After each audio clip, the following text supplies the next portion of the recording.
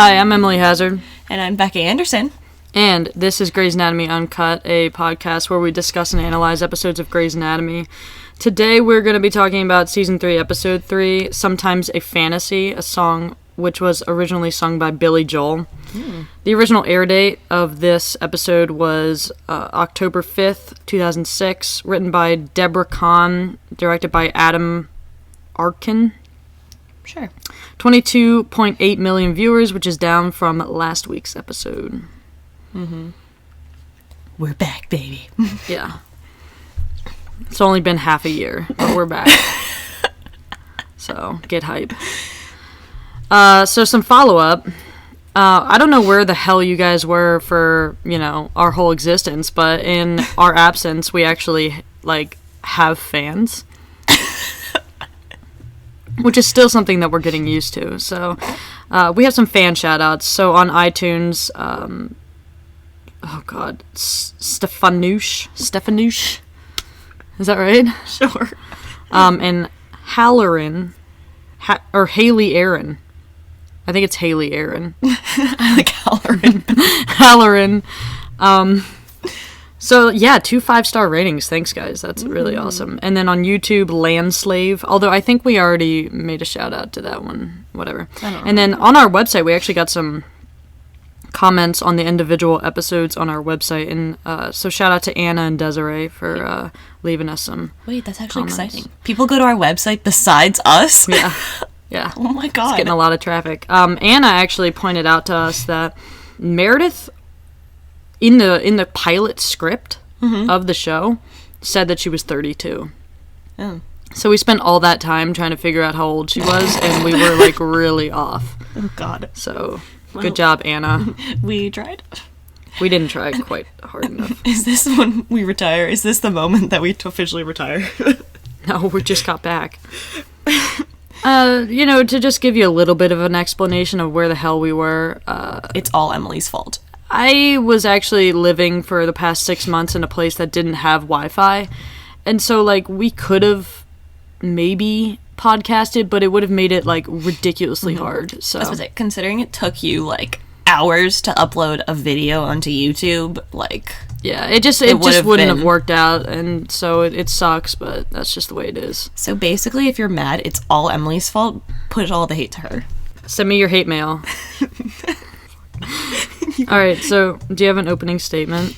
I do. This episode's really interesting to me because it's such a good episode, even though the theme is a little bit blurry in places.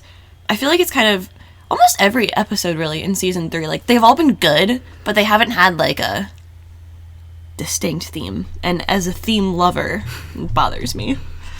We have a lot of discussion about what pain does for people, and that maybe pain can be a good thing. But not all of the patients or storylines perfectly fit in with this theme. But somehow, it still all makes sense and fits together really well. I also love this ending scene with Meredith, George, and Izzy.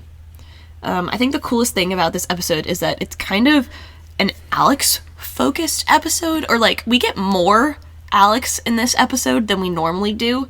And I really like it because he's such an interesting character. And they're really still kind of diving into his psyche. And, the different parts of his character, and I don't know. It's interesting to me. Yeah, this is, one of the first episodes he's really... He's, a main character, not just kind of, the fifth intern. Yeah. Yeah. Where, you kind of... As we said, he wasn't necessarily supposed to be a part of the trio, and this is kind of, the first episode where you, really feel it. That they're oh, right, we do have this guy. Let's talk about him. Yeah, so I was pretty satisfied with this episode, too. It's just, one of those that, you just feel, good about it after it ends, Our new writer, so Deborah Kahn actually has never written for the show, so that's pretty cool. And I think she really tried to push, all of our characters thematically. Yeah. And like you said, Alex got a particularly interesting story arc. Holy crap, though. Abigail Breslin. Exceptional child actor. And had, a lot of chemistry with Justin Chambers. I honestly thought that she would go on to do more with her career. I feel like she was such a good child actor. Because she was in, a bunch of stuff as a kid. Little Miss Sunshine. Yeah, But even more so, she's in like a bunch of stuff and like pretty quality stuff. And then, where have you been, Abigail? Yeah, I'm pretty good. Anything else that you want to say? Not particularly. All right, hit it. Surgeons usually fantasize about wild and improbable surgeries. Someone collapses in a restaurant, we splice them open with a butter knife, replace a valve with a hollowed out stick of carrot. But every now and then, some other kind of fantasy slips in. Most of our fantasies dissolve when we wake, banished to the back of our mind. But sometimes, we're sure if we try hard enough, we can live the dream. And we open up with quite possibly the best fantasy of them all. Meredith's. Oh, God. Yeah. So we open with the song Idlewild Blues by Outkast. Shout out to Outkast. Hey, now. I was going to say, wait, they did more than Hey. What? Hey, yeah. Anyway. Yeah, so we start this episode with a scene that just seemed like it was going to happen eventually. I mean, we've been getting tiny little sneak peeks into the abyss that is Meredith's fantasy world. And in the beginning of this episode, that abyss looks back at us in a big way. So, yeah. It's also slightly terrifying because, like, this scene honestly could happen in real life. It's also a little bit terrifying because she breaks the fourth wall. Like, she's staring straight at us. Oh, yeah.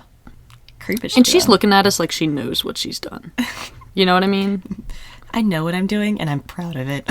Yeah, exactly. And apparently the three of them filming this scene could not stop laughing, which... I can understand. Yeah, I get that. So she's, like, sandwiched in between Derek and Dr. Finn Dandruff in bed, and... It's, like, a weird scene, but, like, I don't even know how to explain it. Did you notice that, like, Derek, like... Patrick Dempsey, like, doesn't really, like, keep it tight as much as, like, Dr. Finn Dandruff.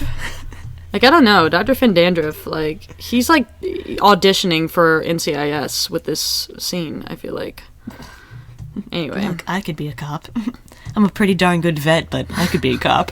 Yeah. And you saw me birth that horse. And he goes, did you get any sleep last night? And Meredith is like, not really. Do you want to get some now? Not really. And it's like, Dr. Finn Dandruff, Meredith runs on motor oil and batteries. Come on. And then her beautiful fantasy is interrupted by none other than George. Yeah, but more specifically, not just George, but... Yes. Yet again. Callie. I really do like how they abruptly cut off the music, though. And then as Meredith begins to drift back into sleep, like, the music fades back in. Because I thought that was really effective and, like, so easy to do. Add that, like, nice effect in. Also, Meredith is just completely fine with ignoring her friend that might actually need help. Just so she can, like, live out her little... Are you surprised, though? Like, threesome. Yeah. And then she, like, comes out and he's like, ow, like, that hurt. And she's like, I was having a really good dream and you ruined it. It's about me, George. And then Callie said she was bringing her stuff over and it's all here. And you're like, you know, George, people tend to bring over their stuff, like, when you tell them to move in. Yeah. You know, it's not like he was going to be like, hey, Callie, move in. And she was going to be like, okay, let me just bring this one t-shirt. God. Let me bring my underwear that doesn't fit me. Let me bring my underwear that's secretly Meredith's. Yeah. And then George tries to get Meredith to kick Callie out. Well, I mean, part of me is like, what the hell, George? But part of me is actually very proud of him because he's starting to find out that Callie is annoying as fuck. He's like... You know, he told her that she could stay for a couple of days. A couple of days. It's been over a week. Now there are boxes and she's using my computer and she's here all the time. And it's like, George, you should have seen this coming. It's Callie. It's Callie. You give her an inch and she takes a mile, you know? Seriously. You, like, open the door a little bit and she's one of those people that's just like, you're like, hello, like, open the door a little bit and she's like, I'm here. You can't unring that bell, George. Unfortunately, you have climbed into bed with a monster. And then the monster emerges from the bathroom. Her favorite place on earth. It's so true. Does she spend all her time at this house in that bathroom? She doesn't like to wash And then things. she's one of those people, you guys might want to wait a little while. There's no more hot water. And you're like, ugh, of course you're one of those fucking people that uses all the hot water when you know that, like, other people live there. Like, really? Are you kidding? I also just love George. Do it. Yeah. Do it. Do it. And we get some sweet, sweet relief from Izzy. Yeah, thank God. And she's going to go into the hospital, and she says that she's going to go talk to the chief, see about coming back. Mm-hmm. And I support Izzy, but this would be a perfect opportunity to just go full bitch mode on Callie. And, I mean, Callie at this point is begging for it. And Izzy just, she's too heartbroken to do it. So then Callie, of course, looks at Meredith for confirmation that this is a good thing. Because Callie has become just another one of Meredith's puppets. Yeah. Meredith is like, good. Callie's just like, stick your hand up my ass and make me talk like a puppet. And Meredith's like, gladly. Yeah. And then we have this disgusting little moment. That's my towel. Oh, sorry. So then she proceeds to take it off and hand it to George in the middle of the freaking hallway. Like, first you walk around in your underwear, and they hate it, so you decide to walk around naked now? Like, Callie, come on. She literally complained. She was like, they were staring at me when I was walking around in my underwear. You think they're going to stare at you more when you're walking around naked? Callie, it is not that moment. You are not good enough friends with Meredith to walk around her house naked. Also, just don't do that. Like, I'm not good enough friends with any of my friends to walk around naked in front of them. Well, and then the best part is, like, George, like, walks away after this, and so she's still standing in the middle of, like, this hallway, naked, and tries to have a normal conversation with Meredith. And she's like, ugh, he's really moody in the morning. And Meredith is like, get the fuck out of my hallway. Meredith is like, yeah. He's yeah. Mm-hmm. And then Callie's like, okay. And then leaves. And Meredith is like, what the heck? So now we cut over to Addison's hotel room where she's almost dressed for work and Mark is just chilling there smoldering. And as Emily pointed out to me earlier, he has a really small head. He does, and I think it's because he's so jacked that his head looks really I think tiny. It's also like the angle of how he's sitting in this picture, because she got in like a picture where he's like leaning back in bed, and so I think it's also like a little bit of the angle. His head just looks very small compared to his shoulder. It does. Anyway. But basically, Mark is just supposed to be leaving, catch a plane, and go back to NYC. And we get the idea that he's not going to. So anyway, we're cutting over to Burke's apartment. The blue ball that Alex was struggling with back in 210, now Burke is playing with it. And we just get this scene where Burke is depressed. And he's such like an ass. Christina literally is like, oh, you should try your bad hand. Like, that's what the ball's for, right? And so then he just like chucks it. Like... He's just so mean. Like, Christina's like, oh, that's what the ball's for, right? And so then he just, like, grabs it and just chucks it against a cup of coffee. And it's just like, screw you, Christina. He's like, I am in a dark place, guys. And she's just like, there's coffee on the floor. And he's like, fine, you know what? I'll clean it up. And he's like, leave it. It doesn't matter.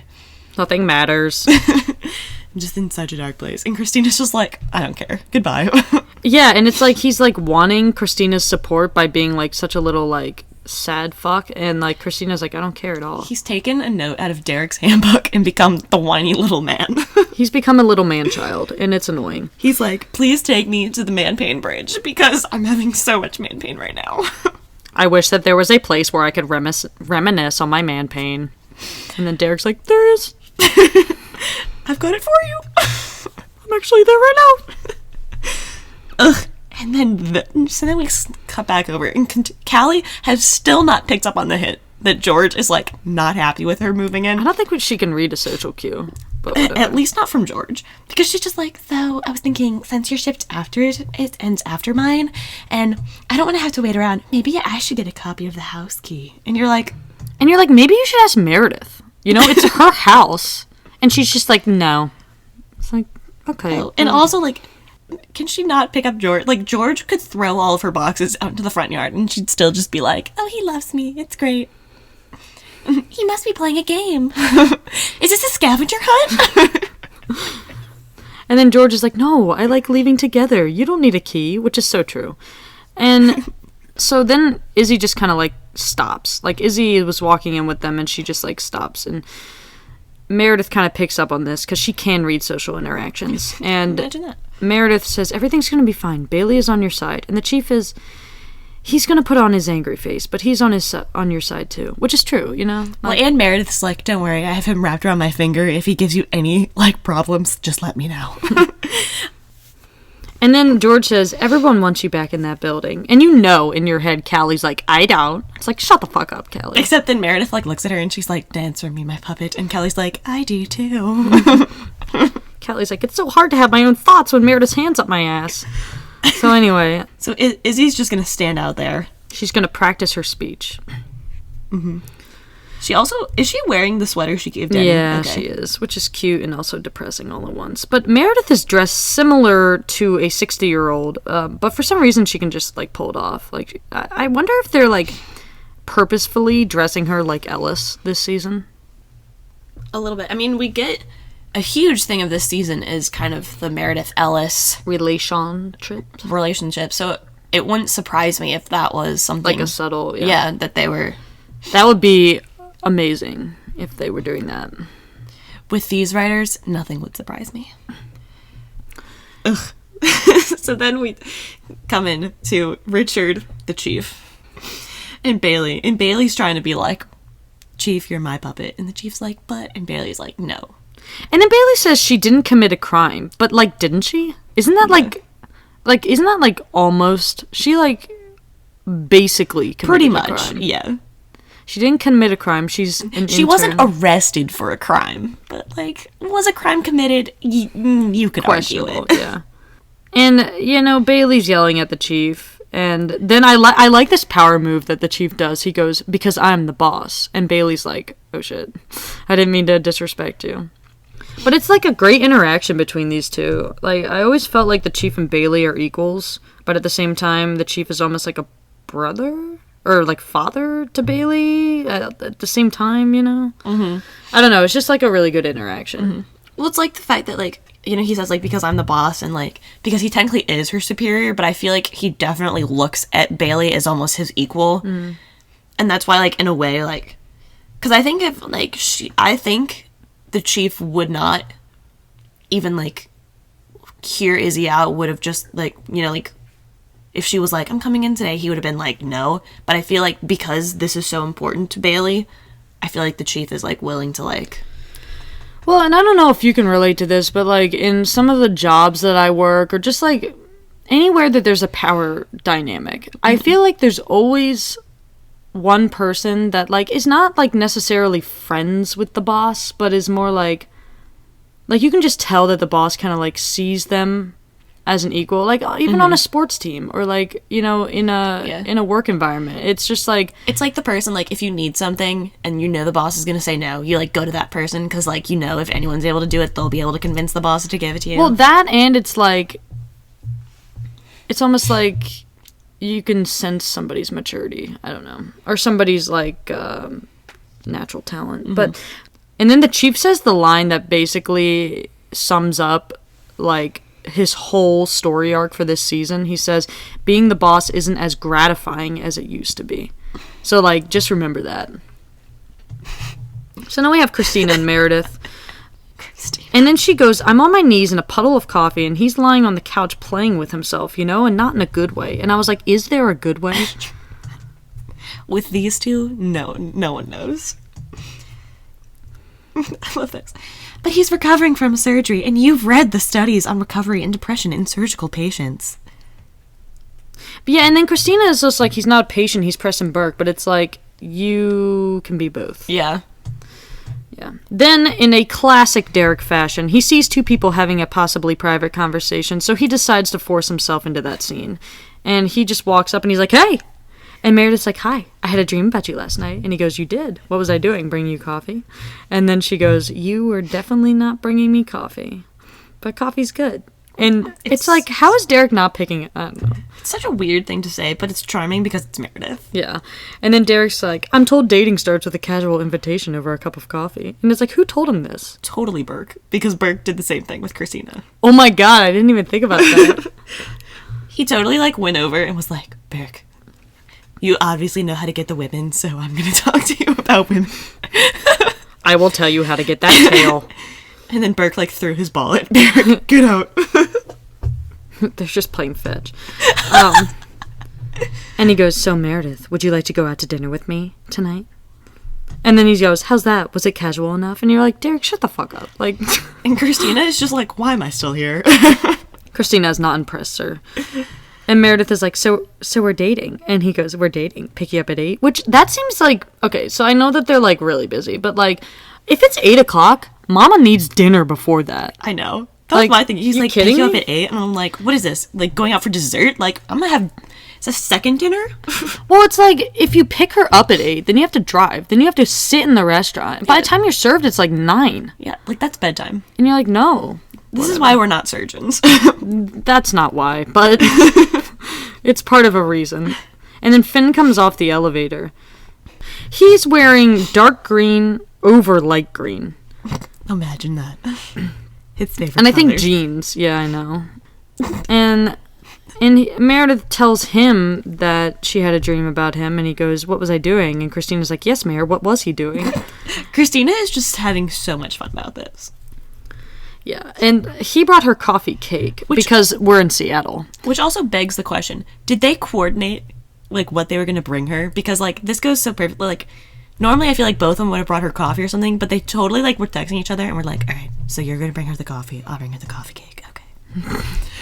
Plan. And he tries to ask her to dinner, and I love how Christina, like, this scene is just played out so well. Like, it's such a simple way to do comedy, but it's so effective because Christina's like, dinner, how about that, are you free tonight, Meredith? You know, like, it's just such a like simple scene, but it's so effective, and it's just, that's Grey's Anatomy. I feel like this also, like, just really proves to the fact that no matter which one of these two she chooses, Christina's going to be the third wheel in that relationship. Yeah. Christina's just like, I'm always here.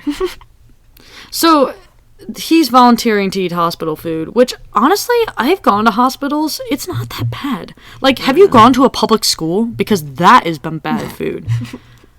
Let's go to the school cafeteria. Yeah. This pizza tastes like cardboard. My favorite. Do you remember those grilled cheese sandwiches that they used to bake instead of, like, put on the grill? So they would put in these huge pans, and they would bake into one giant rock of grilled cheese, and then they had to use those giant cutters to cut them up. Yeah, see, this is why I brought my lunch every day. I never ate those, but I watch people eat them sometimes, and, like, they, like, had to, like, put it in their, because it was always tomato soup, so they had to, like break it in half like a rock, and then put it in the soup to like soften it up enough to eat it. That's disgusting. It was disgusting. Yeah. But just, how do you mess up grilled cheese that bad? Anyway. Well, it's because they baked it. Okay. Anyway. You had a dream about both of them, threesome, and then Meredith just kind of smiles, and Christina, nice. Just when I think you're boring, you rise. And then Meredith goes, I'm dating, and it comes with snacks. And even if you're not the biggest, like, Meredith fan, I feel like at least 1% of you had to appreciate Meredith's, like, utter neuroticism and just love this scene. Like, I mean, think about it. Meredith is flat out loving this. It's all about her, and she's having, like, a narcissistic orgasm right now. She's just like, I'm the center of attention, and it's amazing. Yeah. It's all I've ever wanted in life. So then we cut to the next scene.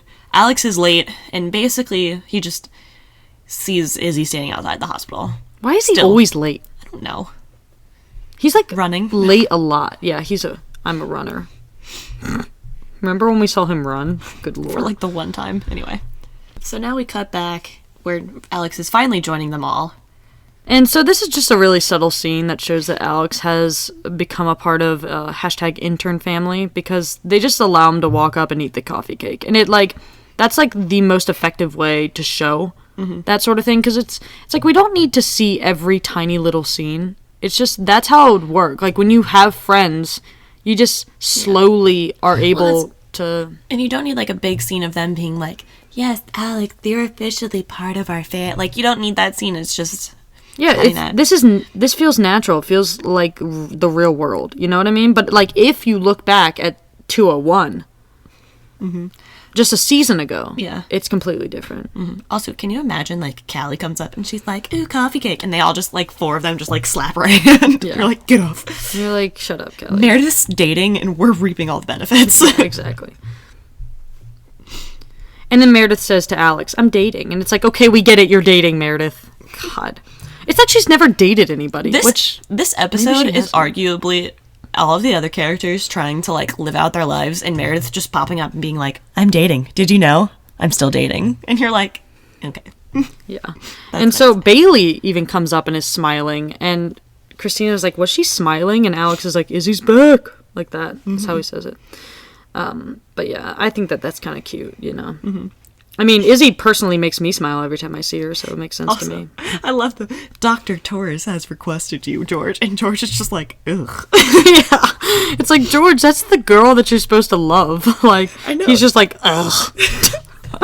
And Meredith makes a perfectly good point. Just tell her, George. Tell her you're not ready to move in together, and then try dating. Dating is fun. See her. She's trying to solve George's problem, and then she's like, but by the way, I'm dating. And then George does the most massive eye roll I think George has ever done. Because he's already tired of hearing about this Meredith and Derek bullshit. Mm-hmm. And it's just begun, George. Mm-hmm. But it's great. It's great to see them friends again. Because, like, he apologized last episode. Mm-hmm. Oh, I'm sorry. Whoa. I didn't mean last episode. I meant in the season 2 finale. But it seems pretty quick. Well, it is. I mean, this is 3 episodes later, so yeah. I don't know. It's nice that George is going to Meredith, like, with his insecurities and kind of with his problems. Mm-hmm. And arguably, like, part of it is because, you know, like, she's the homeowner. And so, like, if anyone really has a thing to, like, kick Callie out, like, it would be Meredith. But it is just, like, nice, like you said, because they just kind of made up and they're already, like, let's talk about our problems. And I also feel like Izzy just not being Izzy has opened that door for Meredith and George. Oh, yeah. Well, and I feel like because they've also kind of come together to try and help her because, like, you know, they're like, Izzy's not Izzy, how do we help her? And so, like, I feel like that in a way has also helped the relationship. So now we get some Addison Alex action, and which we love. Alex is like, isn't this getting old for you? And she goes, nope, makes my whole day, actually. Mine too. Same. And then she gets a text or she actually gets a phone call and picks it up, and she goes, go find something to do in the pit. And Alex, with, like, the shit-eating grin, he's like, personal problem. And Addison's like, go. And it is hysterical when he, like, runs off, and behind her, he starts, like, jumping in the air. And her eyes, like, the, like, little look that she gives him, like, as he's, like, running off, and she's just like... It's both, like, I hate you and, like, sex eyes. Yeah. Did you notice that? A little bit, yeah. And, you know, this is a great example of, like, Alex is friends with the interns now, you know, but he's still Alex. Yeah. Like, he's still being a jerk. And, like, I don't know, like, I really appreciate that. Because if you have an actor like Justin Chambers that can play such a wide range of emotion, utilize it. Yeah. Mm-hmm. So then we get his case for the whole episode. He gets this little girl named Megan, but for the purposes of this podcast, she will either be called Chanel No. 5 or Libby Putney. And if you don't understand that reference, how dare you? Just go look it up, and it'll change your life.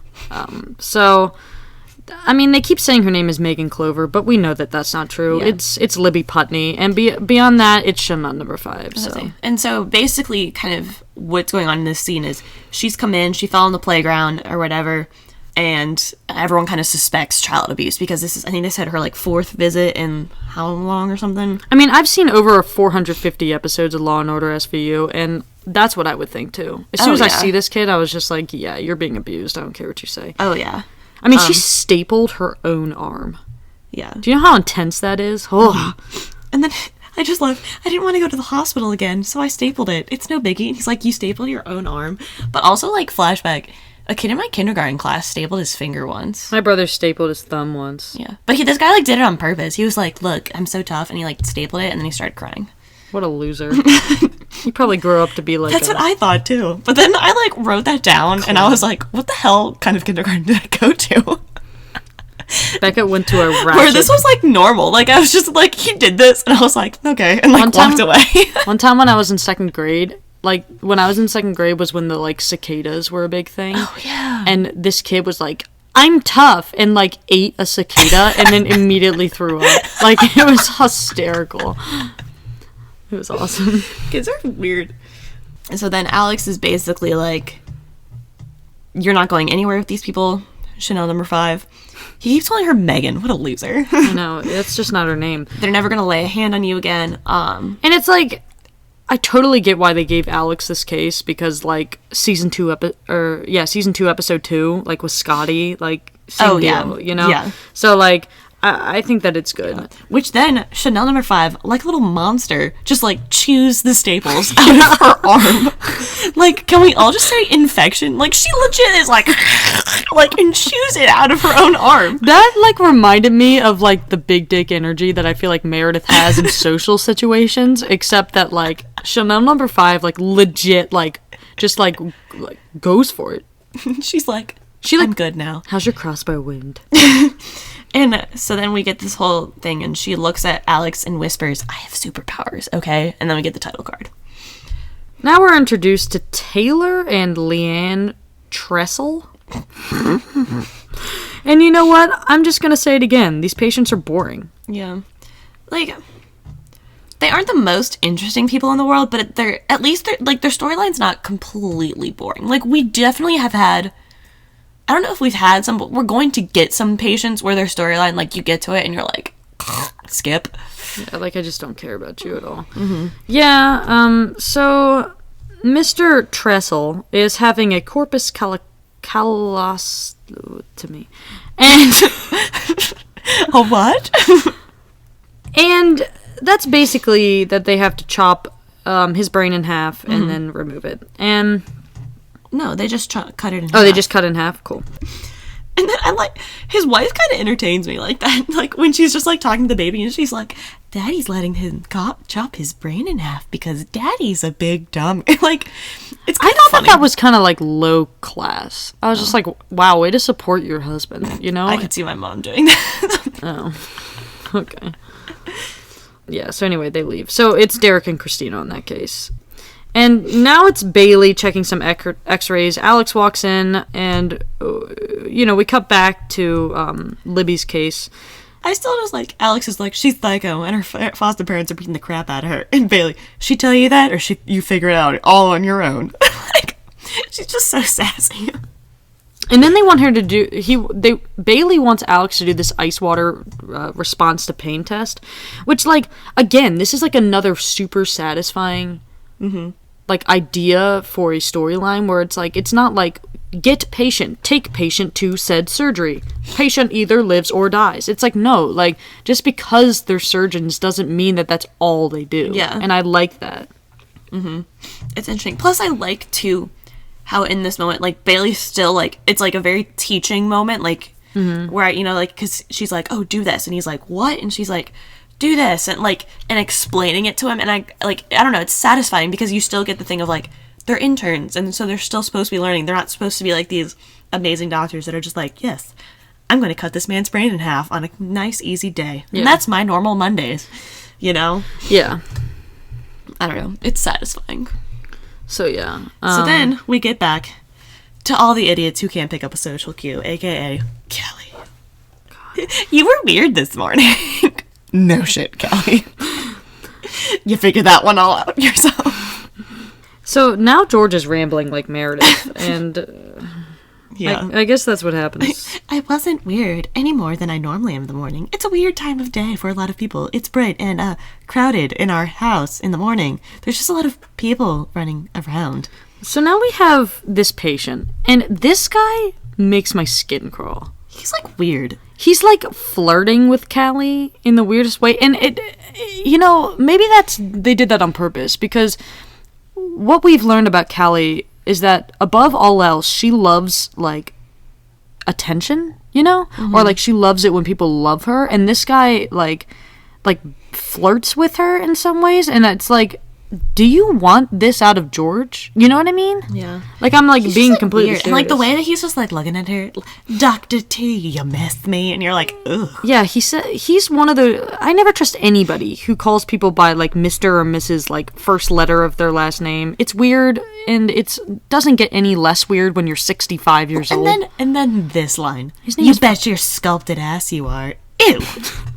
Ew. And you're like... What? Does Callie, like, low-key want to bang this dude? Because, like, that's what I'm picking up on, and it makes me uncomfortable. It's really weird. And his name is Jasper, so, like, strike 5. Yeah. Also, so 3 surgeries last year, which actually is a lot. Yeah. Especially 2 rotator cuffs and an ACL. That's a lot. Yeah. And now you're having an ankle replacement. Which... when we first did these notes, I was like, I don't think you can actually do that. But I have learned since that they can, because apparently my mom might be getting one soon at some point. You guys are learning so much about Becca's mom. I know. But it's, like, weird. But so the thing that I don't think they can actually do is, like, joining an ankle with an ankle joint from a cadaver, because... So, again, like I said, my mom might be getting it, and her only option is, like, a metal, like, kind of like a, you know, like, kind of like a hip replacement, you know, like, one of those things. But you also, like, wouldn't necessarily have the full range of motion afterwards, and if that doesn't work, then it's basically, like, you get, like, it's, like, stiff, like, you can't move your ankle. And so I'm like... Which wouldn't work for this guy. Yeah, and so I'm like, this man is not only, like, getting a ankle replacement, but then he's also just like, yeah, and then I'm going to run an Ironman after this. And you're like, no. They do some great things on this show, but I'm going to call BS on this one. Yeah. And if you're a medical professional and you're like, no, Becca's wrong, please tell me, because I would like to be proven wrong. But... Yes. Prove us wrong. I don't think this is right. And my mom's similar to this guy's age. Mm-hmm. Because it's not like, I feel like a younger guy, like, may have a better chance of, like, I don't know. Whatever. Yeah. So, anyway, this weirdo wants to meet his donor to pay his respects, and, like... Which is weird. He's, like, really adamant about it, and it makes me uncomfortable, because I'm like, why do you... I don't know. Like, also, I liked, when we were doing these notes... Emily's first thought was, like, what if his donor was Denny? And my first thought was, what if Callie just ripped off George's foot and was like, here you go? So that's just the difference in between our thinking. But anyway, Callie leaves the room laughing because, like, apparently this guy Jasper, like, really did it for her. And in some disgusting alternate reality, maybe Jasper and Callie are having, like, an Izzy-Denny thing going on. Maybe that's what they're trying to do. It's, like, have, like, almost a similar relationship, but it does not work as well. It's mostly because it's Jasper and Callie. I was about to say, mostly because, well, and honestly, most of it is him. Because he's just not charming like Denny was. You know, like when Denny did, like, said those sweet things to... Oh my god, their shipper name would be Casper. You looked surprised. I was like, what? Did I just say something wrong? Oh my god, Casper. That's what we're gonna call them from now on. Mm-hmm. So then we cut over to Alex performing this cold, like, ice water test on this little girl. I also just like, Megan, punch me in the stomach. Come on, do it. You know you're scrawny, right? I mean, you're not one of the big kids. Alex is like, I could take you right pow, here. Pow, pow, Megan. My god. Sorry, excuse me, Libby. And they're gonna test, her superpowers, which, what a brilliant and revolutionary idea. Please tell me that somebody out there understands these references. Like, I just need that. Even if they don't, I'm getting a kick out of these, so... So anyway, they put their hands in this ice water. And she just, like, yaks about all these things with, like, superheroes. You know, Libby pulls a Meredith and will not shut up about herself. And Alex is looking at her like, shut up, you stupid kid. Yeah. So then we cut away from that. And now we're in Joe's bar, and we find out where Addison went, or, you know, who was calling her, and... Which, like, where she had to go. This part coming. Well, yeah. And Addison... finds out that Mark missed his flight, and I love this line, it's a cloudless sky. That happens like twice a year in Seattle. And basically all we really get from this scene is that Mark is not leaving, and Addison is having no part of this. Yeah. He's like, don't you want me here? And she's like, get out. Yeah, anyway, so now we're cutting back again to the pit, and the song Take What You Take by Lily Allen is playing. Mm-hmm. And Alex and Megan are still doing the ice water thing, and she just will not shut up. And Alex is in quite a bit of pain. I like how Justin Chambers plays this too. Have you ever done this? Put your hand in ice water. I have done it to see what it would be like, because I was like, I wonder... like, how realistic this is, so I've done it. That's dedication, guys. I'm that dedicated to this show. And holy, I did not last long. It hurts. Yeah. Really bad, yeah. So basically, all of a sudden, like, Alex, like, rips his hand out, and he's like, take your hand out of there before it falls off, and he, like, grabs it out, and so basically... so then she goes... Nobody ever believes me. Like yesterday in school, this kid said I was full of it. I had to let him punch me in the stomach 25 times before he believed me, and once with a baseball bat. And that begs the question, which school does this child go to where no teachers realize that a kid is being punched 25 times and once with a bat? Like, you know, like, if I flicked someone in our school, like, I would probably get yelled at by a teacher. Oh, man. I never even thought of that. Like, where is this happening? In, like, some deep corner of, like, the recess playground where, like, the teachers don't... They didn't even give us baseball bats at my school. Exactly. Like, where is this at? Like, is this, like, the teachers are like, this is all of our land? And the person's like, what about that dark spot over there? No, that's where that child gets beat up. We don't go over there. Oh, my God. That dark place.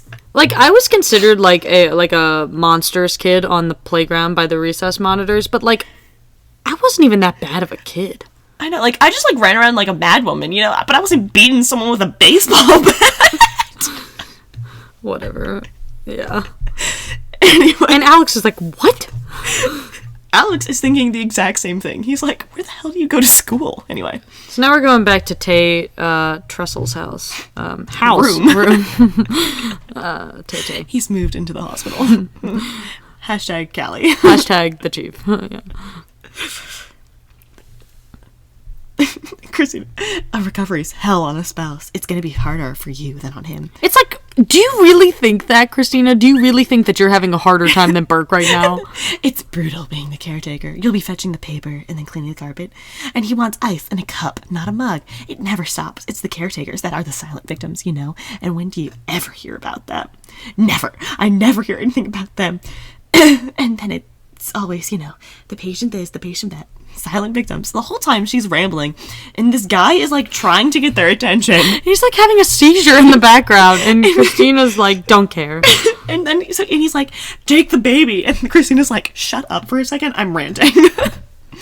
So then he has a seizure, and Christina's like, oh man, I should have seen this coming. Anyway. And then after all of these scenes, we cut back to Izzy, who's still standing in the same place outside. Which, like, aren't her legs tired?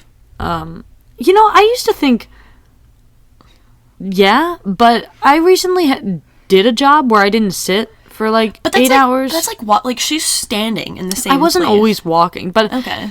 I guess the longest I would stand in one spot would be like 2.5 hours. You know what I mean? Because like I had a job where I like stood a lot, and I just like I couldn't just stand there. Like, yeah, I would have to like my move knees around would start and like hurting. Yeah, like I would have to move around and like. And that was being free to move. Like, she's completely free to move around, and she's not. But she's taking the sweater off. And I like that, like, kind of subtle thing of, like, her, like, oh, she's been out here for a while. She's taken her sweater off. And I like the pink shirt that she's wearing, because she looks fly in it. It's a good color on her. Yeah, she looks awesome. And they're like, oh, like, you've been in with the chief? And she's like, no, I've been standing here for hours. And Meredith is like, And then so Izzy's like, so what's going on with you? She's dating everyone with a pulse, and I'm trying to get Burke out of the Belcher. I wrote ha after that, but okay. I just like how Christina's like, she's dating everyone with a pulse. And Meredith's like, oh crap, I'm late for Finn. Dr. Finn Dandruff. And then like Izzy just kind of like stares at her, and she's like, okay. And then, like, walks away. It's hilarious. Christina's like, this conversation is not okay. But we should, you know, address the fact that Meredith was able to spend half a scene focusing on somebody that wasn't her. So kudos. Now she's going back to the cockfight that is her dating life. So, Dirty Minds by the Pipettes is playing, and we cut back to Joe's bar. Mark is doing a lot of arm rubbing, a lot of, you know, like, sensual nodding, lots of smoldering. Eric Dane. He does, like, the whole, like, really, like, sexy man thing. Like, he does it well. Like, ooh, too sexy. Yeah. Yeah. And Addison is trying to, like, get him away and, like, explain why this won't work. And they almost kiss again, and then she slaps him. Which begs the question, which face slap is better? Alex and Izzy back in 208, or this one? Alex and Izzy. I agree. Yeah, that one was freaking hilarious. So, Deborah Kahn wrote this. My favorite thing might be Addison slapping Mark, and it was Shonda's idea. I thought she was insane. I said, she's trying to let him down easy. He just flew across the country. She can't slap him in the face. And Shonda replied, yes, she can. Yeah. And I feel like, at least for me, this was kind of the scene where I really started getting the feeling that this was more than just, like, an affair, like a one-time kind of By how affair, you know? Because, I mean, they've always portrayed Mark as this player kind of thing, and he, especially in this scene, seems super committed, super focused on Addison. Yeah. And so that's really, like, at least for me, it was kind of like that, like, like, I wonder if that was really just, like, a one-time slip-up that Derek caught them as, or, like, something else, like, did something else happen, like... And I think that the fact that they don't spell it out for you right away... Is nice, and it's refreshing because they treat the fans of Grey's Anatomy like a smart, intelligent audience, you know?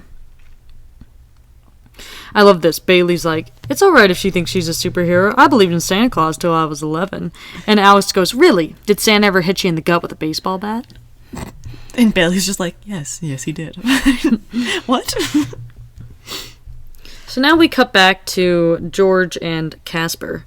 I'm not on Callie's side, because it's physically impossible for me to be on Callie's side, but I also am definitely not on George's side in this case, because it's like, hey, George, it's not your call if your patient wants to get an elective surgery. Like, sorry. Well, and it's kind of, like, George isn't even really, like, involved in the surgery. Like, I feel like a lot of, like, those kind of surgeries, at least, like, from what I've picked up from my mother, are, like, you kind of get this relationship with, like, your surgeon, and then it's kind of like, all right, is this worth, like, you know, like, you have these kind of conversations, and, like, I don't think Callie's being, like, super intelligent with this, but I also, like, you know what I mean? Like, there's, like, this thing, like, I don't know. They find a way to make both characters super annoying in this scene. Like George is like, right, he's 55. Do you think an ankle replacement in 26 miles a day is still a good idea? And Callie goes, what? You think we should fit him for a walker? It's like, Callie, that is completely not what George was saying at all. Yeah. It's like, that's why I hate you. But I also don't agree with George.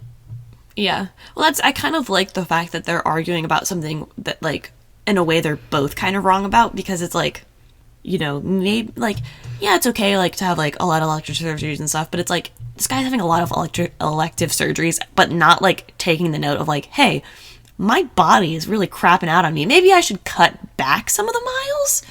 Well, but again, that's not your place. Like, you might, like, Callie might mention, hey, like, I've, like, you having a lot... Callie as his surgeon could mention that. You've been having a lot of surgeries. I'm not telling you how to live your life, but I am saying this. But it's also not her place to be like, no, I won't replace your ankle, you know? Yeah, because that's, like, seems like a similar situation. Like, my mom had, like, a lot of orthopedic surgeries, like, on her ankles and stuff. And finally, like, it got to a point where, like, she was talking to her doctor, and her doctor was kind of like, again, like, you know, like, it's not necessarily my place, but, like, he basically was kind of like, if you want to be able to walk kind of, like, well for the rest of your life, you might consider, like, stopping running. And she, like, that's why, like, she stopped running. But it was, like, you know, again, he's not like, I'm not going to do your surgeries for you because, like, you're paying for them. Like, yeah. And it's like, but you it's know, like, Jasper's just going to go somewhere else. I don't know, whatever. I don't know. But it's not your place, George. I feel like there's definitely a conversation Callie should be having with her patient about some of this stuff. But also George is, like, going a little bit extreme. Yeah. And letting his irritation for Callie kind of cloud his judgment. Been there, brother. So anyway, Callie tells George that she's going to go home for lunch if you want to come. But she doesn't have a key. So many red flags should be raised. How can she go home? I mean, George at this point is living in a forest of red flags. And he just, you know, can't see it, I guess. So now we cut over to one of the best scenes I think that's ever existed on this entire show. Which also, their lunches actually look really good. Yeah, I know. And they mentioned that it's, like, bad hospital food. It looks fantastic. Like, they look really good. Now, granted, I'm really hungry, so. So, we're in the cafeteria. Step It Up by the Bamboos is playing, and there's a pile of cash sitting in between, you know, in the middle of this table. Yeah, it's basically George, Alex, and Christina. This is what I want. Like, this is what I want out of life, you know? Like, to do this. To have this relationship with your coworkers. Yes. And George comes up and he's talking about himself, which, you know, whatever. Which Christina and Alex are like, shut up, George, there's better things happening. And then George is like, what are you doing? And Alex is like, Meredith and Finn. Who's Finn? Get out. Dr. Finn Dandruff. Use his full name. And then Christina delivers this line like this. She goes 50 down on whether Shepard shows up to challenge Finn to a duel. And then George, can I be in with 5? And you're like, ugh, George. That's not a bet, dude. That's milk money. Meredith is like laughing hysterically. Like, yeah, she laughs and then she looks over at Christina and gives her like this evil eye. And then Christina goes, oh, and she's laughing because he made a joke, which probably wasn't funny. Oh, you funny vet. Christina's been killing the one-liners this episode.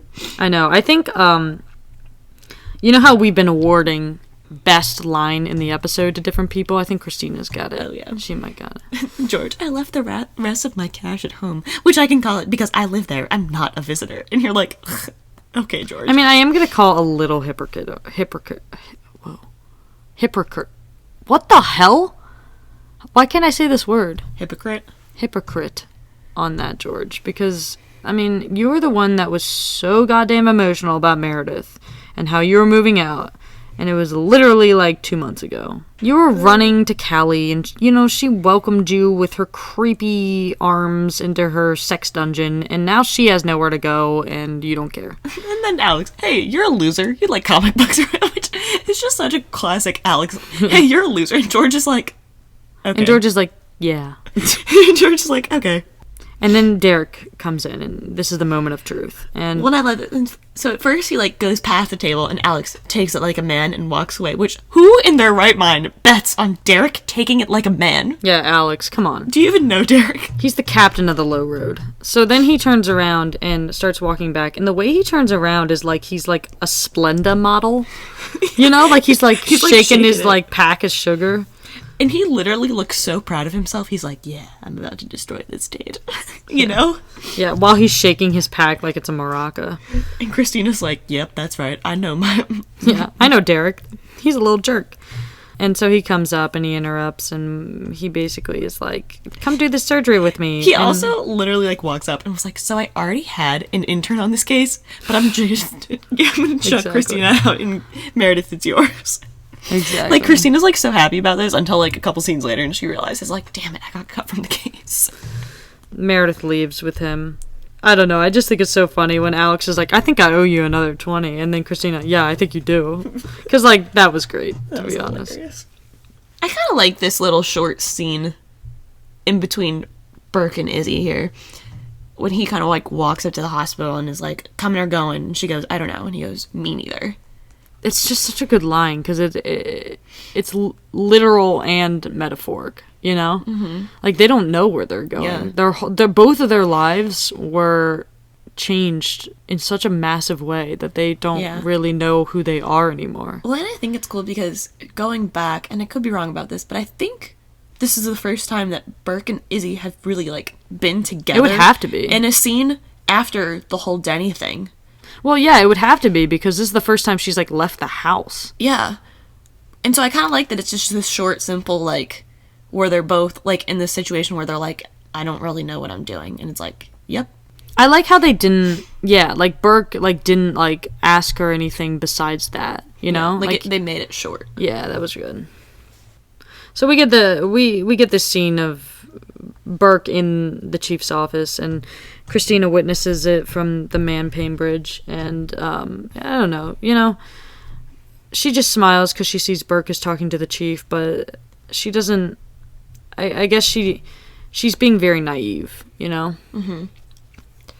Well, I feel like in their relationship, it's sort of like, because I feel like she thinks that he's, like, invincible and all this stuff, and, like, she doesn't kind of understand that the pain he's going through, but he's also not doing the best at expressing it to her. Well, shocker.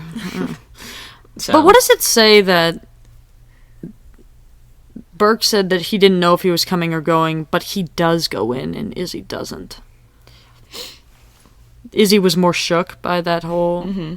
But I also think it says something because he goes in to basically tell the chief that he needs more time. Yeah. You know what I mean? And so it's not like, I don't know. It's not really, like, coming and, like, all that stuff, because he is going. Mm-hmm. I don't know. Does that make sense? Yeah. Well, and I think it's also, like, it's kind of the difference between, like, his injury is more of a physical kind of thing, where hers is, like, an emotional thing. And sometimes maybe that's, like, the whole thing of, like, sometimes it's easier to heal, like, a physical injury than an emotional injury. We get an Addison Bailey scene now, which is kind of interesting. Which is great. And Bailey goes, just waiting for a picture. Haven't seen you since you were sucking down martinis at Joe's. Which, you know, was anywhere from last night to a week ago, because time is a flat circle in Seattle. And Addison says this line, which is interesting. Yeah, that was just, I'm over him now. Is she Derek? Who's she talking about? I don't know. I think it's supposed to be ambiguous between, is she talking about Derek, is she talking about Mark? And then I just love this whole, like, good. We talked about a lot of things. I remember none of them. Is that for the best? I think so. They're diagnosing Chanel number 5 with chronic insensitivity to pain, which I guess Addison says it's often diagnosed young, but she's been bounced around, and then, you know, like, the image starts coming up, and Alex is like, what the hell is that? Then we get a thing that, like, I didn't realize I missed the George Burke bromance until we got this scene, and I've missed it. They're honestly one of the best couples in this show. Mm-hmm. Arguably the best one that's, like, together currently. Yeah. And I just like George. Like, George just reminds me of my family a little bit when he goes, yeah, well, we all miss you around here. You're missed, you know? I know. And then Burke goes, oh, O'Malley, Stevens is standing outside the hospital. And it's like, did Burke say that to George because it was just convenience? That's who he ran into? Or do you think Burke kind of picks up on the fact that, like, George and Izzy have, like, this kind of connection? They have a bromance. I think he knows. Yeah. But I just, like, they're just so excited to see each other, and it's just so cute. Yeah. So Ballad of a Bitter End by The Palms is playing now. And Meredith and Christina, aren't they in this? Yeah, they're in this surgery together with Derek. Yeah, and now we get yet another scene where Derek publicly makes his interns talk about potentially embarrassing and sensitive subject matter in front of a crowded OR. Like, imagine that. Like, Derek is just like, he's just like, about his leave of absence. And then Christina's like, his what? And it's like, oh, God, Derek. Mm-hmm. It's like, read the room, dude. And then we get a really I love this good scene. I love this line when George is like, you've been out here for a while. And she goes, for a while I stood over there. The way she delivered that line was like priceless, Katherine Heigl. George is just like, that's not what I was talking about. Maybe you should sit down. I don't want to sit down. Well, maybe you should sit down anyway. George, go inside. I love this. And then I'm just going to read this. I hate the bride thing. I hate the pictures in the magazines of the girls with the veil and the flowers, like, that she's sniffing. Like, it never occurred to her to stick her nose in there until there was a camera pointed at her. I hate the idea of bridesmaids and the colors, and does the bustle make my ass look bigger or smaller? I hate the whole thing. And I never wanted to be that girl. That girl is stupid and shallow. Why the hell are that girl's thoughts running through my head? Izzy. I'm gonna do it, George. I'm going to walk through those doors. I just need to make sure that when I'm standing in front of the chief of surgery, I'm not thinking about my wedding dress. And that's gonna take another minute. That's sweet.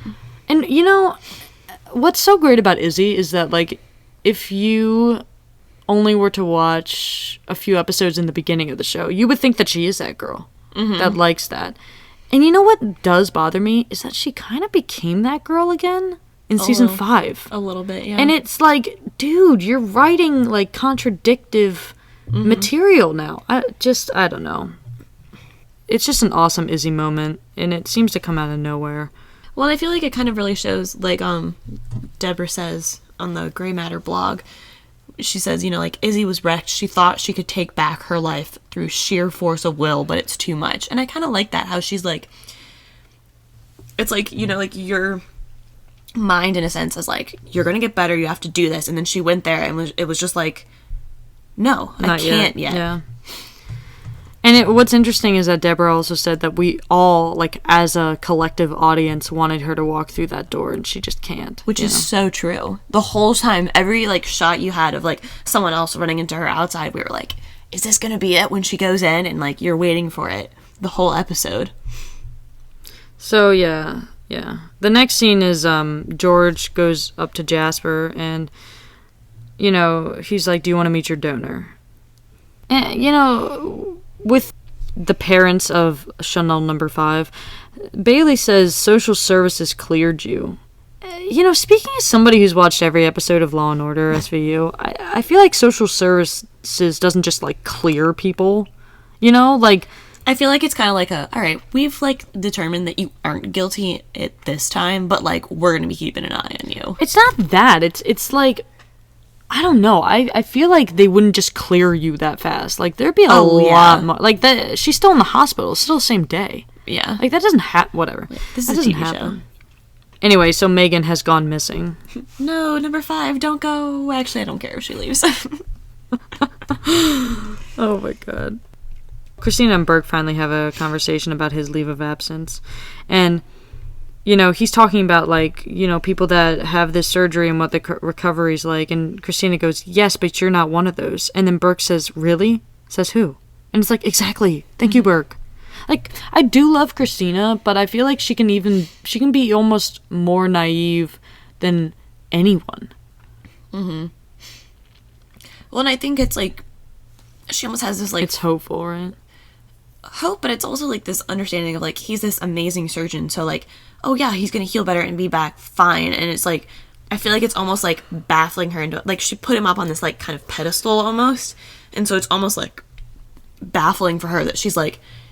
How is he not better already? Like, I don't understand. Like, it's almost like her mind, like, can't comprehend. Like, well, here's a thought I just thought of. Like, Megan talking about how she thinks she's a superhero, and it's like, to Christina, Burke is... a superhero. Yeah, her superhero, and this whole, like, episode is about discovering that, like, maybe your superheroes aren't necessarily super. You know, they're just normal people. Or, like, you know, just because they're a superhero doesn't mean that they're perfect and they don't have flaws. Invincible. Kind of thing. How do you feel about this line? We're cutting over to Jasper and George, and it's like this dead guy, and George is like, no, that's someone we lost last night, came in for lipo, died on the table, complications. Why did they throw that line in there? Just because, like, Jasper's, like, such a, like, crazy athletic dude? I think a little bit, but I think also to kind of point the fact that, like, the scene earlier that we, like, glossed over, he kind of is, like, ignoring George about all the medical things, and I think that's also, like, a thing of George being like, things happen, dude. Like, even if you're, like, in the best shape of your life, you never know what's going to happen on the table, kind of thing. Oh, and then George says this line. People do a lot of stuff they don't need. Like Jasper, basically. He's doing all these surgeries just because he wants to continue running. But anyway. But it's also, like, I think he does need an ankle replacement, but, like, again, like, he maybe shouldn't be running as much, but... Yeah, but he'll destroy it very quickly. Mm-hmm. And then Jasper finally sees his guy, which is weird. And George is like, he's 2 years younger than you are. Which is crazy. Which is also kind of an insult, but okay. It's like, burn.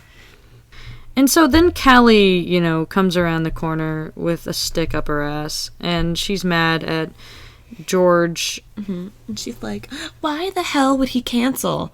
And then Bailey just, like, runs in and is like, I have no respect for you, Callie, and I don't care about your relationship. I'm taking George by. Yeah, and steals George. And George is like, all right, see ya. George is like, thank God. Yeah. Goodbye. And Derek, like, you were doing well, but, like, this, I don't know, this doesn't suit you. When he goes, I wouldn't consider a meal in the cafeteria a date. He's being a little petty. Yeah, seriously. Mm-hmm. But then Addison sees Derek and Meredith, and she walks away. She, like, goes in the opposite direction. Mm-hmm. And I like how Grey's has 45 minutes to put into this episode, but they definitely put this in. You know what I mean? I liked that, because this scene... Just that little bit. Yeah. Yeah. I have nothing but respect for Finn. Do you, Derek? Do you? And then he says this line. Who has the courage to woo a woman with a tuna salad? That was delivered on primetime television. Wow. The amount of those kind of lines that are coming up.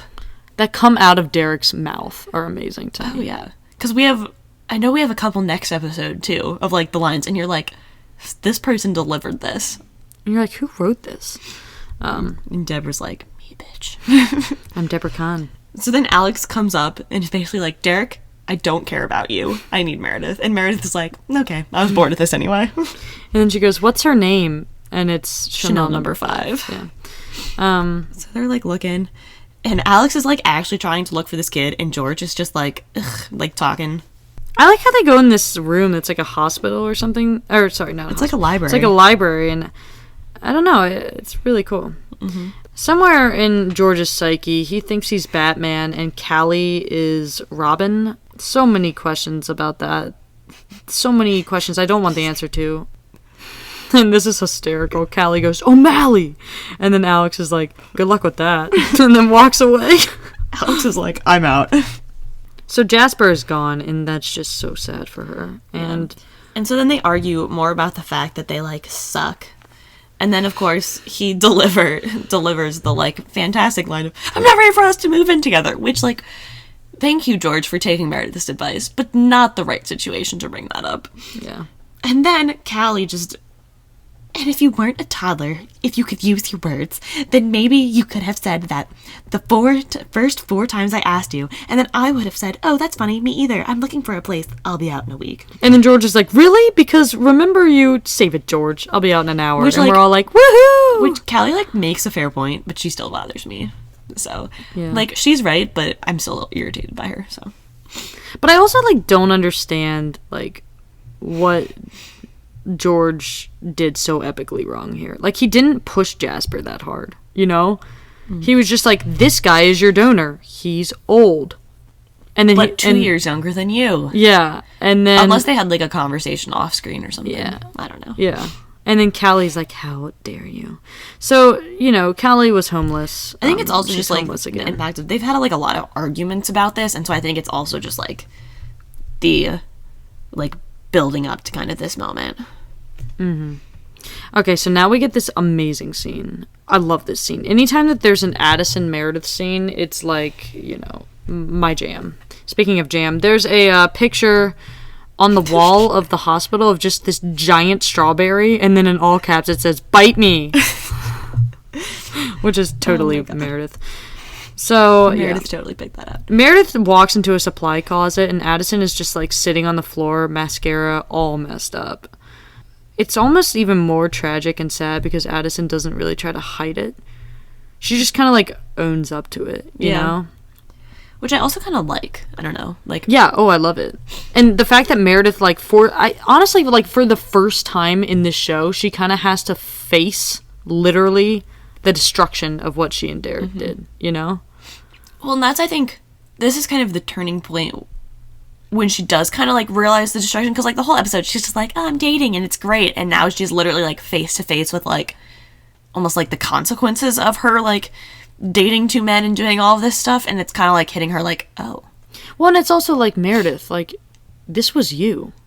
Yeah, just like, a little bit in ago. Season 2, yeah, and now she's, like, kind of being insensitive and being, like, all happy and, like, I don't know. And then Addison goes, weren't you just up on 3? And Meredith, like, Helen Pompeo has this amazing way of, like, we know Meredith as a psychotic narcissist, but she also can play this, like, really, like, tender voice where she really, like, you feel cared about by her, you know? And she goes, we lost a patient, a little girl, and then Addison goes, why don't you pick a floor and stay on it, and I'll pick a floor and stay on that, because I really need a moment or two without you. Your face shows up in my head, your panties show up in my husband's pocket. You're really everywhere, and I need a moment or two without you. And Meredith goes, I get it. I think I almost think she does, because she was kind of in this situation with Addison? Yeah, I mean, like, not quite to the, like, extreme, but I feel like in Season 2, she was doing the same kind of thing, like, avoiding Addison and doing all of that. I mean, not, you know, she and Derek weren't married to that extent, you know, but similar situation. I just wish that Addison and Meredith could be closer. I think they would have such an interesting friendship. Such an interesting dynamic. Yeah. And you know, like, this might be a minor spoiler, but they really don't ever do enough with that. Where it's like, I get that Addison and Meredith can't be friends. Like, I get that, but they can be allies, and they never really explore that. That's because I feel like Kate Walsh and Ellen Pompeo would be, like, amazing. Yeah. They would just knock it out of the park. But anyway. So Alex finally then finds Megan, and she calls him a hose bag, which, like, what the hell is a hose bag? Chanel. God. Oh, my God. And then Alex goes, hey, it's surgery. We do it all the time. In fact, it's all we do. And I'm like, man, that's such a good line. Mm-hmm. And so basically she's concerned that her parents are going to send her back. I like how Alex uses George's line, though, because it's like he actually was paying attention to George, and, like, George is secretly the one that's good with children, you know? Mm-hmm. I don't know. That was such a good touch. And I do like that he kind of has, like, this soft spot for, like, Alex has, like, a soft spot kind of for kids, and especially, like, as you pointed out earlier, like, kids, like, who have kind of the history, like, or potentially, like, abuse, or, like, she's, like, the foster kid, like, he has kind of, like, that relationship and, like, gets it, and I don't know. I like that. And, you know, we don't really know why yet. We, like, got little glimpses of it back in, with, what's his name? Scotty. Yeah. You know, but we really still haven't gotten, like, Alex's, like, full story. I feel like... I mean, I think we have gotten the story of how... Because he told it to Scotty. Well, he said, like, because his father used to beat him or whatever. But beat his mom, and then he became a wrestler and beat the crap out of him. Yeah, but we don't really get, like, a lot of the nitty-gritty. Mm-hmm. And, like, in this... Because, like, I feel like when she's like, they'll send me back or whatever, I almost feel like, in a way, like, sometimes Alex kind of thought like that he wasn't good enough for, like... Mm-hmm. his parents, or even, like, the surgical program kind of thing, and so I feel like there's, like, that kind of aspect, too. Yeah. But then we get Leanne and Taylor again. Like, I don't know, these patients just don't do it for me. And Leanne has, like, literally zero chill. I know, she needs to calm the fuck down. You need to calm down. Like, give the man a break, he just had brain surgery, and she's like, oh my god, he can't think of words. And I was like, Leanne, maybe you stressing him out isn't helping. And then he doesn't know the baby's name, which, like, I get is scary, but it's like, Leanne, like, shut the fuck up. Like, well, and just it's also, calm it's down. not the fact, like, he's not looking at the baby like, who the F is this? Like, I have no idea. Like, he's like, I know this child. Like, you know what I mean? So it's he like... He knows that it's his baby. He just can't connect the name with the face. Well, because it's... Which, you know, happens to me all the time. Mm-hmm. And my it's brain literally, wasn't like... cut in half. And, like, as Derek says, and, like, part of the thing, like, it's, like, they literally just connect, like, cut his brain in half. So, like, his brain needs to relearn almost how to think and, like, form connections. And she's just like, oh my god. And I was like, Leanne, maybe, like, before the surgery, you should have been, like, focusing on, like, how to help your husband recover from said surgery instead of bitching to your baby about said surgery. That's so true. I never thought of it that way. She's like, has no one to talk to. She was like, Daddy's stupid. And now she's like, damn it, I should have spent all that time reading about this surgery so I would know how to prepare for this. Oh, she's my like, god. I'm stupid. Yeah. Maybe I'm the stupid one, baby. Anyway. Yeah, and then we get this, like, double meaning that, you know, you can see from, like, a mile away, though, you know? So, whatever. Now we are... And Leanne's still freaking out. How long is that gonna take? And it's like, well, you're married to him for the rest of your life, so it's like... And you're also like, lady, again, you should have read about this before the surgery. Also, like, he literally got his brain cut in half. Do you think it's gonna take, like, a week? Are you kidding? Anyway, whatever. I don't understand. Where's my baby? I need to complain more. And the baby's like, no, I wish I could walk. The baby's like, give him my dad. He doesn't even know my name, but I'd rather be with him. Is it a boy or a girl? I don't even remember. It was a boy. Okay. And Bailey says this line, which is great. Everyone wants a life without pain. What does it get you? She needs to be on the poster somewhere to remind people that pain's there for a reason. And you're like, yes. Bailey, I feel like all the time in these episodes, delivers, like, the truth lines. And it's just like... Yeah, but it's not, like, what they do really well back in these seasons is that she just delivers them, but it's not, like, this, like, grand moment where, like, a motivational, like, violin is playing in the background. You know, it's, like, well, and it's, like... bullshit.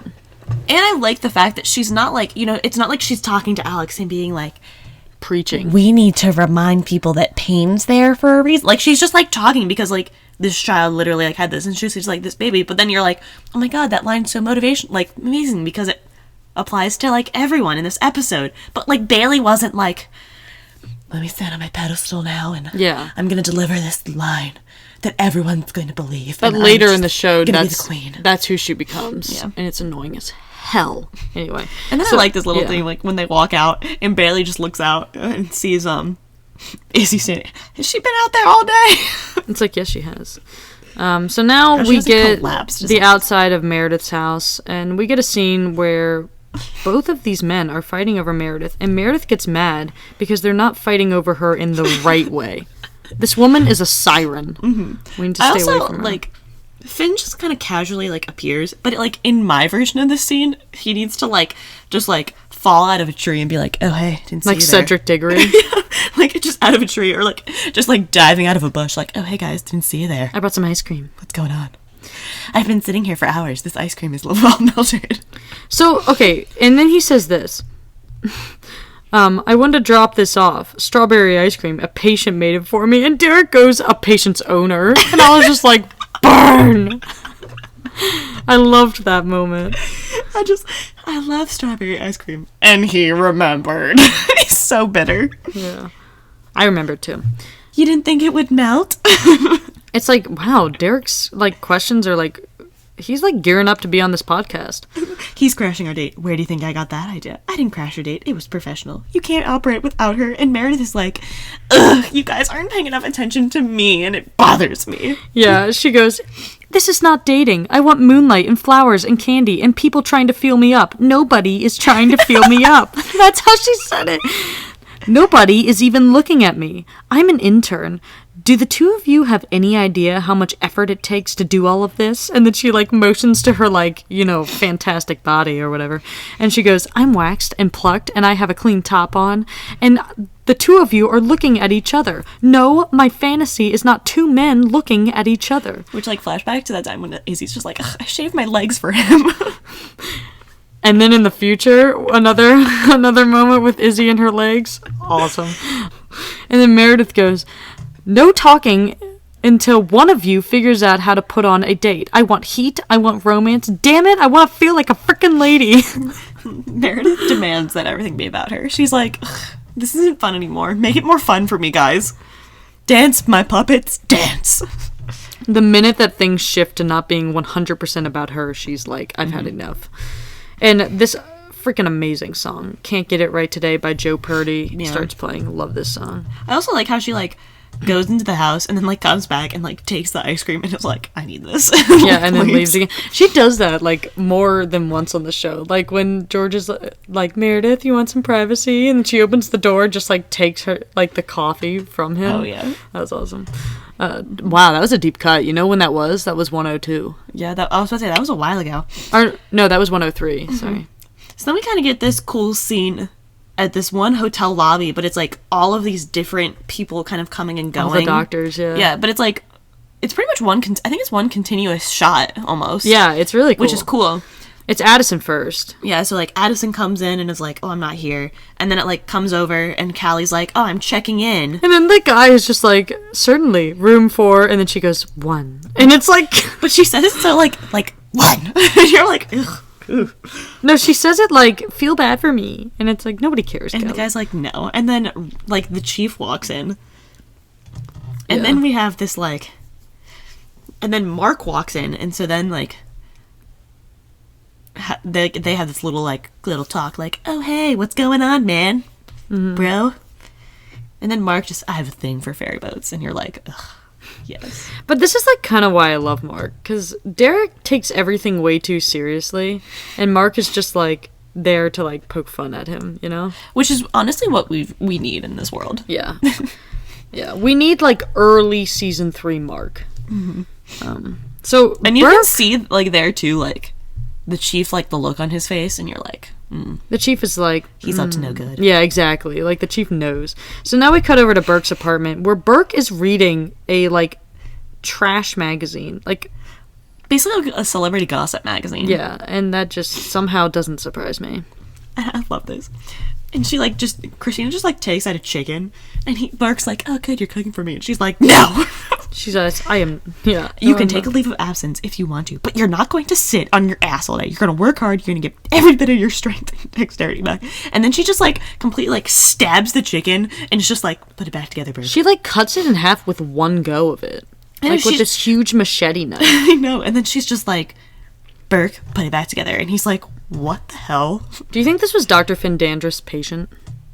Probably the one that made him the ice cream. Yeah. She just like, and Burke's just like the way he's like looking at her when like after she's like put this together, and he's just like, oh. Listen to this from the Gray Matter blog. The folks from sets and props had to design a cutting board that would be built into Burke's countertop so that it wouldn't fly off the counter, as there was a certain concern about Sandra Oh getting hit in the face either with the meat cleaver or a chicken. Nailed it. That's because she like legit like just like hacks it. Yeah. And so now we're cutting back to Izzy, and she's put the sweater back on because it's gotten cold again. I love this scene. Yeah, no, this is like we were talking about how in like 101 or 301 Meredith was like the one that was able to get Izzy off the floor. Mm-hmm. In 302 Bailey was the one that like helped Izzy stop making muffins. Yeah. In 303, it's Alex that helps her. And then there's somebody in 304 that helps her. And it's like kind of interesting how like every episode a different person helps her. Mm-hmm. Well, I think it's also kind of like the fact of the matter that was like no one person can help Izzy. She needs her whole like village support system, yeah, to like help her. And I also like how like as you said, like you get kind of the more deep ways, like the whole Bailey thing was like her actually like Bailey coming in and being like, it wasn't your fault, Izzy, and like actually talking about it. And this is a little bit more of like a subtle like of him being like, does it hurt? And you know, she's yeah, we're like, gonna do it though, yeah, or whatever. And it's like a little bit more subtle than that, but it's still like, I don't know, it's good. But they all help her in a specific way that is very much their character. Yes, I love it. Like next episode, it's like no other character could have helped her for that situation, you know? And, like, no other character could have helped her in this situation, which is interesting. Well, and I kind of like how throughout the episode, almost every other character kind of goes out and is talking to her for some reason, but the only one that can really kind of get her to, like, move and, like, go home is Alex. Yeah. And I like that. Cool. And it's because of, like, this little moment that I guess we should do now since we keep talking about it. So, can you be Alex? Sure. Is. I'll do it. Izzy. I can do it, Alex. I know I can. Does it hurt? Yeah. Where does it hurt? And then she goes, everywhere. Maybe it hurts for a reason. Come on, let's go. Like, yeah. And it's so much, and I love, because, like, this is him almost, like, taking what Bailey said in that last scene that where, like, we had him of, like, pain, you know, like, we have pain for a reason. And her being completely, like, literal with that, and, like, Megan should be able to feel pain so that she's not getting punched 25 times on the playground. But then Alex taking that and being like, applying it to Izzy in a more like emotional pain. Or it's like, yeah, take a cue from your body kind of thing. And it's nice because like we know that Alex was jealous of Denny, and we're always gonna be wondering if he still has a thing for Izzy. But this scene, it was like I did not see any of that. Like it was just completely brother and sister. And that's why it worked like so it well. Wasn't him being like, oh, I'm still into you. It was him being like, you need a friend, and that's what I'm going to be for you. I did think it was kind of an interesting choice that they chose Alex instead of like one of her other like interns, but I think it was a lot to do with like the specific patient he had in this episode, and that's why it made the most sense. But I also think it kind of is like matters for like what you said, that like Alex was kind of jealous of Denny, and so I think it just like really shows how big he is of a person, of kind of like trying to help her like get through this and like everything. And it almost to me is a little bit reminiscent of the season finale when he like is like picking her up and is like, he's not Denny anymore. Like it almost is a little bit reminiscent of that kind of like caring that he's showing towards her. So now we get, like, I think the best scene of the whole episode. And in an episode with, like, countless amazing scenes. I told you, this was, like, my favorite end scene. Yeah. This actually isn't my favorite end scene. Well, no, but it's, like, it's such a good way to actually, a better end scene is coming from me, I think, in 306. Yeah, I don't think you know it, but it's freaking amazing. So, this, like, intern family moment is what I've been waiting for since 215. I Seriously. love this. Also, Katherine Heigl looks so good in this scene, it should be illegal.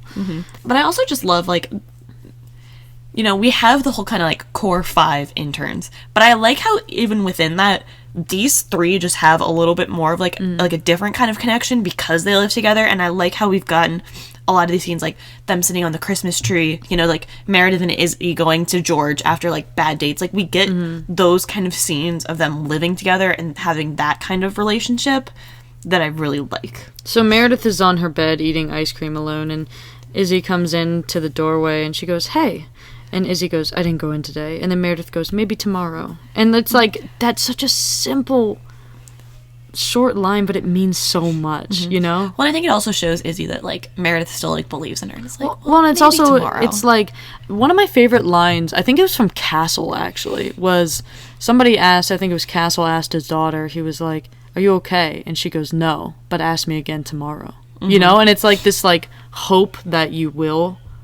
Like, this eventually. And maybe tomorrow isn't literal tomorrow. It just means maybe, you know, someday. Maybe another day. Yeah. Yeah. But anyway, then George, he just, like, appears by the door and pretends to be looking out the window, but he really just wants to come in the room, which I think is hilarious. I know.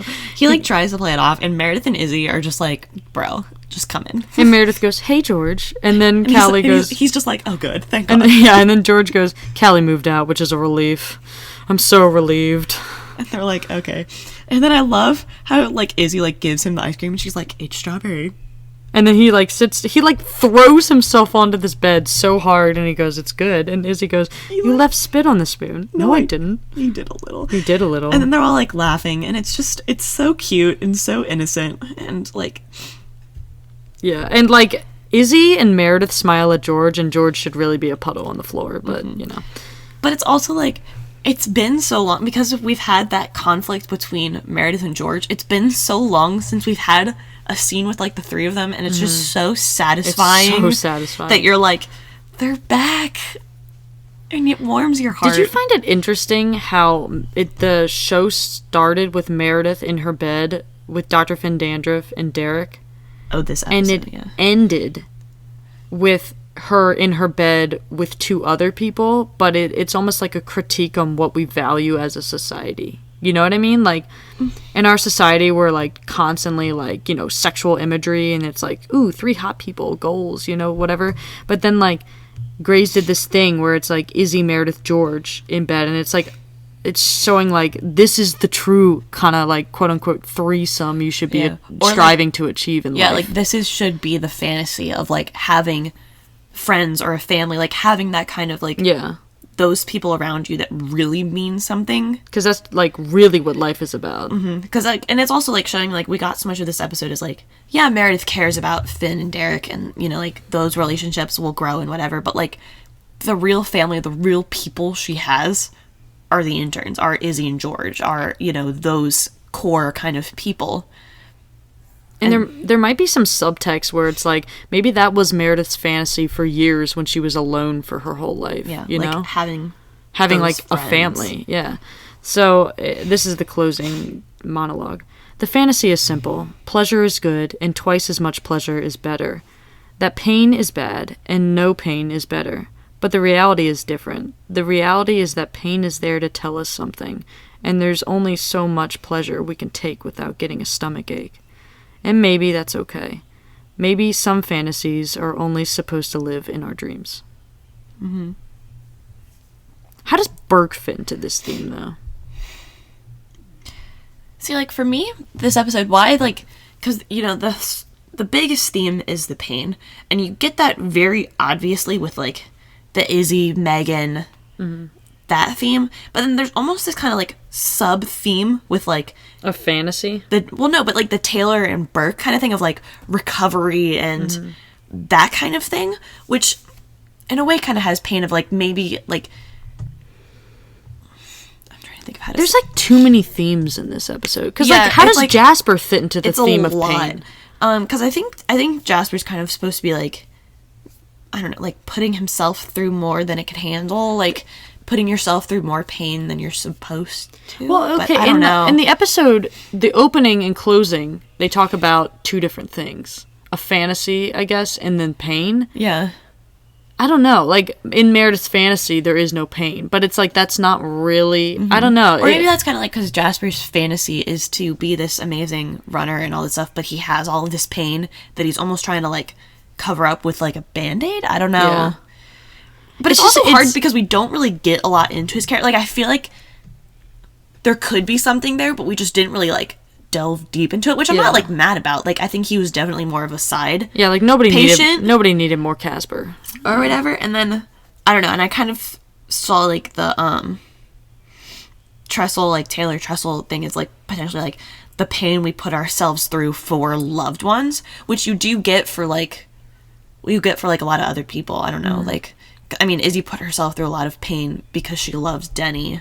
I don't know. Yeah, it was just... Or, like... It was a little rough. Or, like, the whole, like, you can't get a lot of, like, pleasure or happiness without some pain or hardship. I don't know. Long story short, it was no 108. So, whatever. The true amazing episode theme. Yeah, so Seriously Count was 1. We have the exact same patient rankings.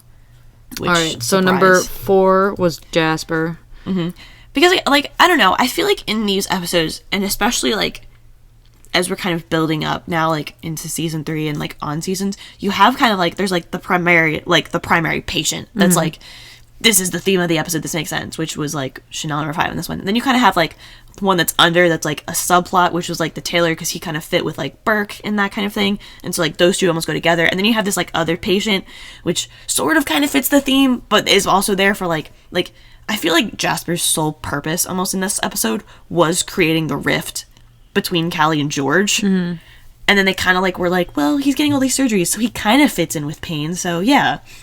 And that's kind of, like, almost, like, the thing we get, because I, like, next episode, we have almost the same thing of, like, having a primary and secondary, and, like, and that's how I kind of rank them, I mean, too. there's also an A, B, and C storylines. Like, there are different, like, level of storylines. Like, here's the A storyline, here's the B plot, you know? That's kind of what I'm, The B plot. So number 3 was Burke. Yeah. Number 2, Taylor and Leanne. Yeah. Obviously. But again, I didn't find them particularly interesting. And then number 1 was Chanel number 5, Megan. But I didn't even find her super sad. Like, I didn't find any of these patients, like tremendously satisfying. Like, I don't think any of them will be on my top season 3 patients. I was about to say, it was, like, interesting, but they're not, like... They're not, like...